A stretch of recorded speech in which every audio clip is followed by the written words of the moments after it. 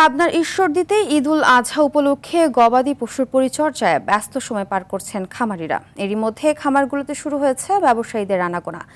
চলছে দর কষাকষি ও বেচাকেনা। ভারত থেকে গবাদি পশু প্রবেশ না করলে লাভবান হবার আশা করছেন খামারিরা।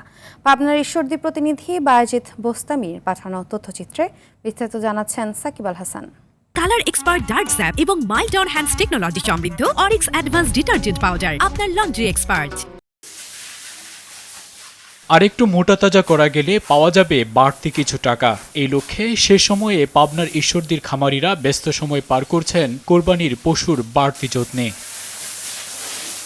এরই মধ্যে উপজেলার বিভিন্ন খামারে আসতে শুরু করেছেন ক্রেতারা। চলছে দরদাম, কিছু টাকা বায়না করে অনেকে খামারেই রেখে যাচ্ছেন কোরবানির পশু। চলছে অনলাইনেও বেচাকেনা। দেশীয় গরুর পাশাপাশি পাওয়া যাচ্ছে ব্রাহ্মা, নেপালি ও শাহিয়াল জাতের গরু। রয়েছে ফিলেকবি, উলবাড়ি ও মোড়াসহ উন্নত জাতের মহিষও। ন্যাচারালি কাঁচা ঘাস এবং দানাদার মিক্সার দিয়ে খাওয়াচ্ছি। দিনরাত 24 ঘন্টায় আমরা অনলাইনে এখানে বেচাকেনা করে থাকি।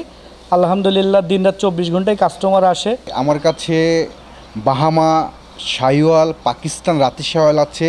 ভারতীয় গরুর অবৈধ আমদানি বন্ধ করা গেলে লাভের আশা দেখছেন খামারিরা। ইন্ডিয়ান গরু যদি এখন আসে তাহলে তো আমাদের আর বাংলাদেশের খামারের মনে করবেন লাভের তো প্রশ্নই আসে না। প্রয়োজনীয় পরামর্শ দেওয়ার পাশাপাশি ক্ষতিকারক দ্রব্যের ব্যবহার ঠেকাতে নিয়মিত তদারকি করা হচ্ছে বলছেন এই প্রাণী সম্পদ কর্মকর্তা। গবাদি পশুগুলো যেন সম্পূর্ণ প্রাকৃতিকভাবে লালন পালন করা হয় সে ধরনের পরামর্শ প্রদান করছি। কোনো ধরনের স্টেরয়েড, হরমোন কিংবা গ্রোথ প্রমোটার ব্যবহার করে মোটা তাজা না করার জন্য উৎসাহিত করছি।